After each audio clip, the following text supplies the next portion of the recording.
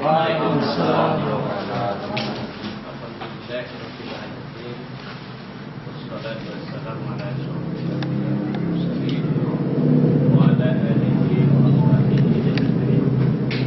Pertama kita bersyukur kepada Allah Subhanahu wa taala atas segala limpahan rahmat dan karunia.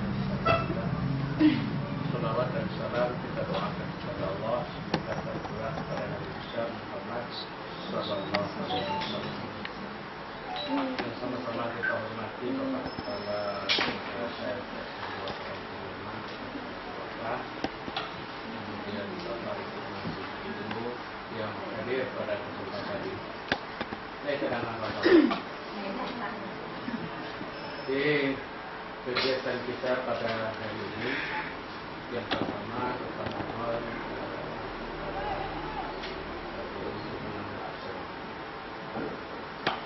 yang kedua ingin juga dalam pertemuan ini kita bahas mengenai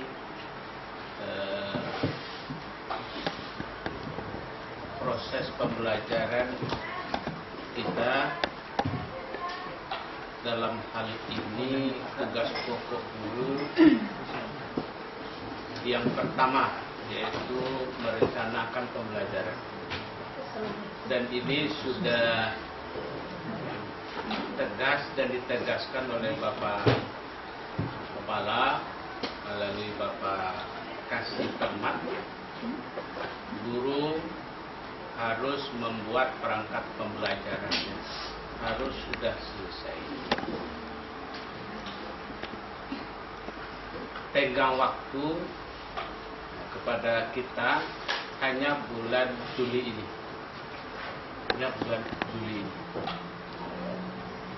Beliau sudah mewanti-wanti yang menerima sertifikasi di kantor itu tidak akan dicairkan karenanya kalau tidak dibuktikan dengan persyaratan pembelajaran. Itu sudah dibagikan lewat WA. Tentu saja hal ini berlaku juga untuk yang sertifikasi di bahasa. Itu kebijakan ya, bukan aturan. Itu kebijakan bukan aturan. Yang kedua ingin kita juga sampaikan pada kesempatan di masalah RPP ini, perangkat pembelajaran ini ada dua RPP. Pertama RPP masa normal, yang kedua RPP masa darurat. Dua itu. Masa normal itu kita buat kita tidak tahu kapan dimulainya masa normal itu. Tapi selagi masa darurat ini, maka yang dipergunakan adalah RPP masa darurat. Sekarang kan belum akhir masa darurat, kita tidak tahu kapan. Jadi masanya tidak ditentukan kapannya itu, maka kita harus siapkan. Persiapan pembelajaran, perencanaan pembelajaran ke masa darurat itu dimulai dari pemetaan.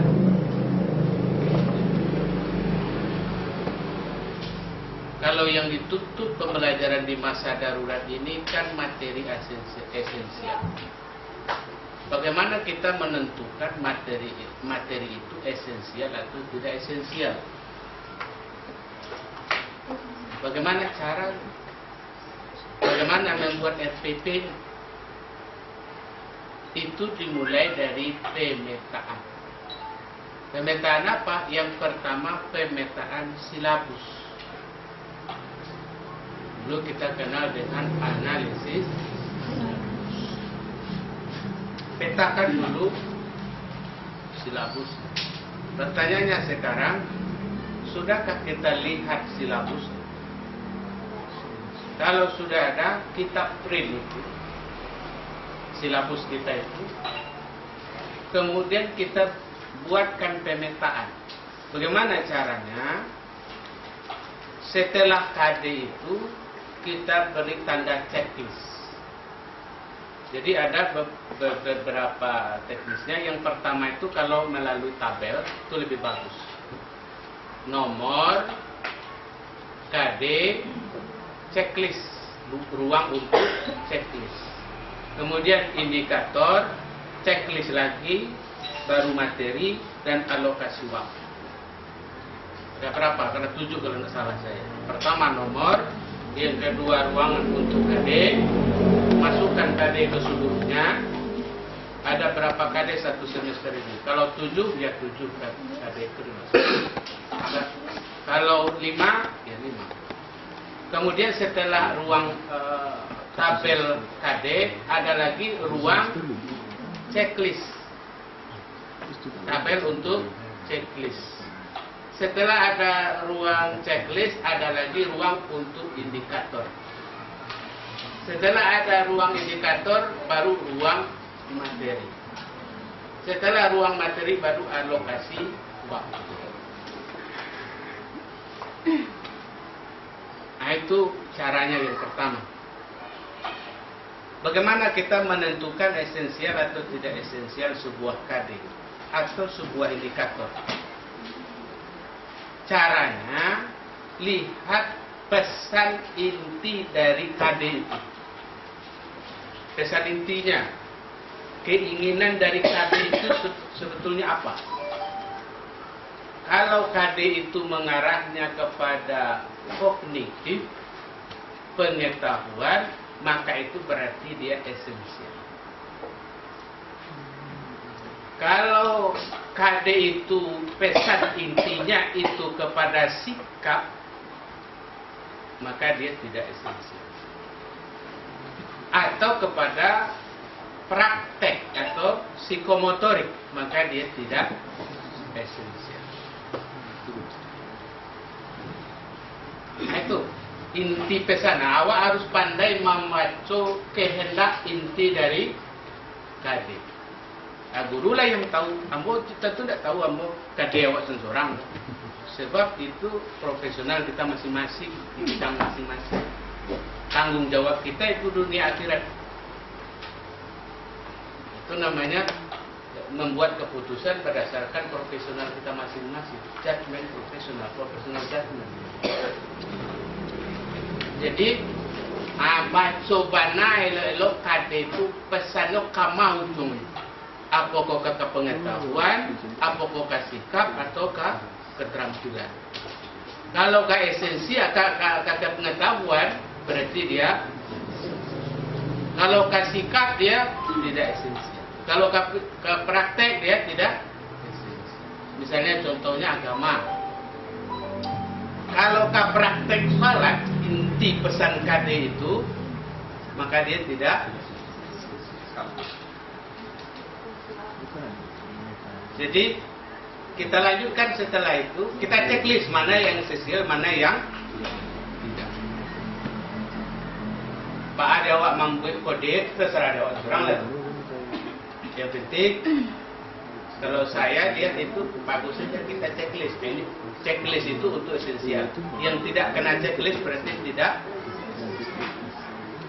Yang kedua, baru kita lihat pesan daripada indikator. Kalau sekarang silabusnya kan sudah terhidang indikatornya. Iya.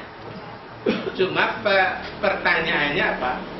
Pertanyaannya adalah indikator yang ada di FUE itu KKO-nya sudah tingkat mana? Itu ada tingkatan-tingkatan KKO. C berapa dia? Kalau C1 saudara di Pokambako berarti rugilah anak-anak nanti. Kenapa rugi? Kalau ini sekarang kebijakan pemerintah untuk masa yang akan datang, semakin sederhana atau semakin mudah atau rendah menggunakan kata KKO itu levelnya, maka semakin rendah mutu sekolah itu. di akreditasi nanti mungkin sudah beda lagi ceritanya akreditasi yang akan datang itu. Tidak sama dengan yang lama. Akreditasi yang besok itu adalah yang dikejarnya mutu, bukan dokumen ada atau tidak. Jadi kalau masuklah bahasa indikator guru itu. Kalau KKO guru itu pada level 1 dan 2, berarti mutunya rendah. Maka mulailah paling tidak 3, 4, 5, 6 atau 4, 5 dan kalau 3 ke bawah itu menengah.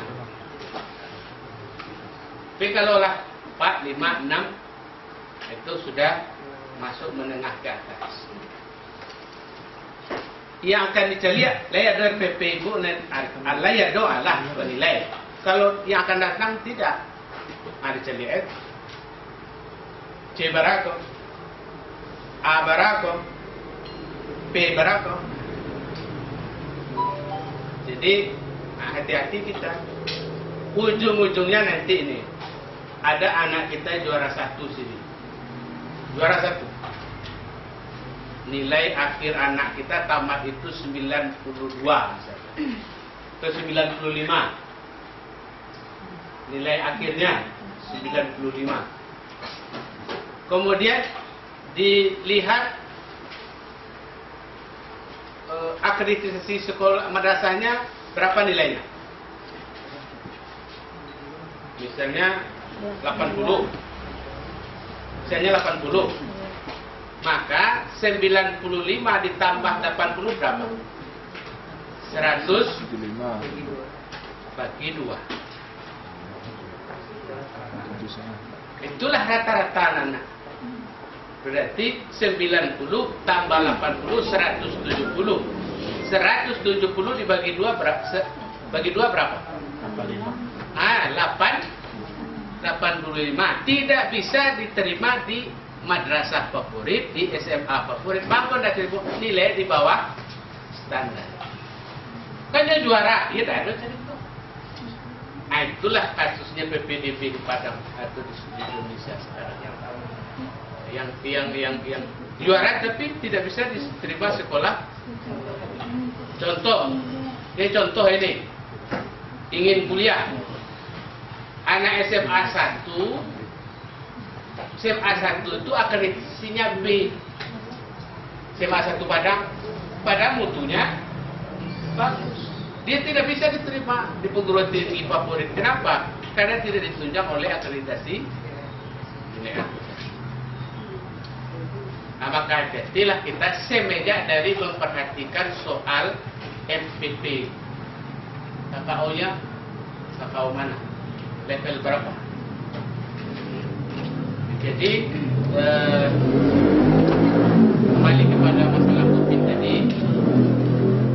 Jadi setelah kita tahu KD-nya esensial atau tidak, dilanjutkan dengan indikator esensial atau tidak, maka buatlah materinya setelah itu.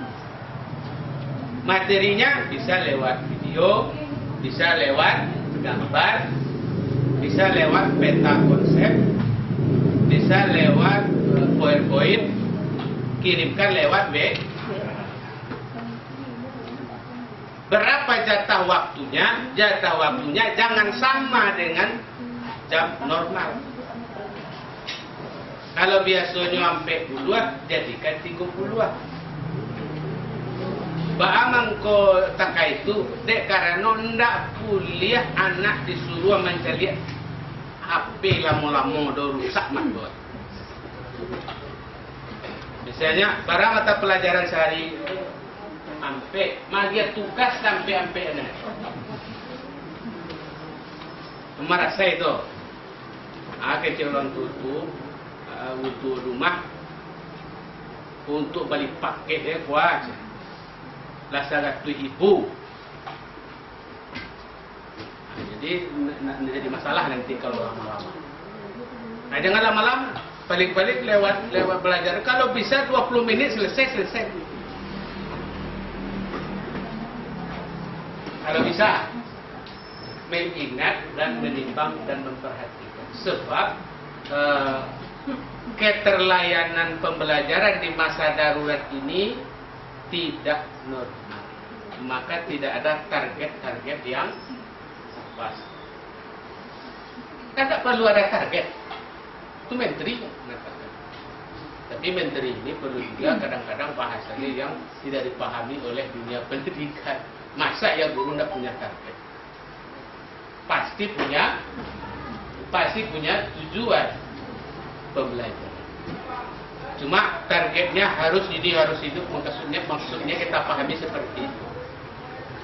Pembelajaran harus punya tujuan yang jelas, indikator yang. Jadi makanya itu buatlah pemetaan dulu.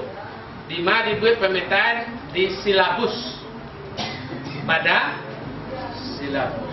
Buatlah itu. Pertama nomor, masukkan seluruh KD, ada daftar checklist mana yang esensial, mana yang tidak.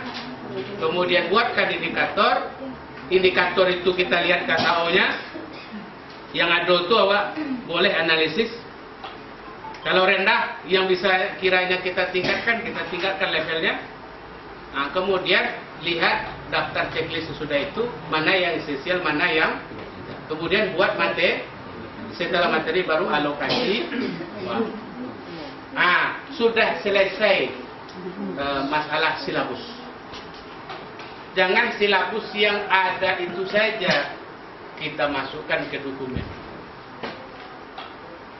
Jangan silabus yang sudah ada saja kita masukkan ke dokumen.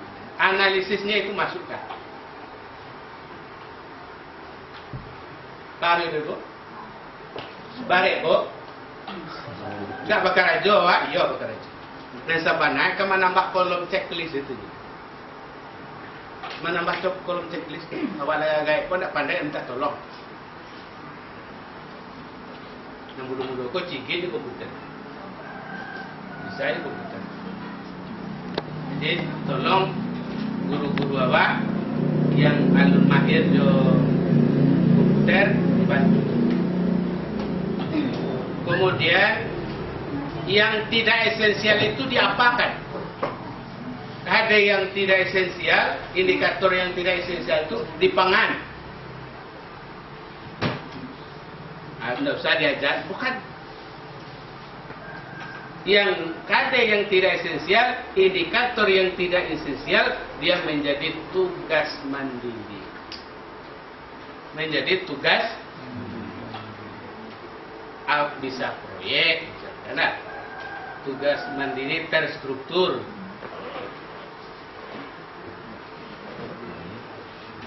Misalkan kalau perintah fikih mempraktekkan sholat, di rumah sholat.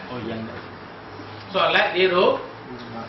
Fotonya sedang sholat itu kok kalau ingin membuktikan.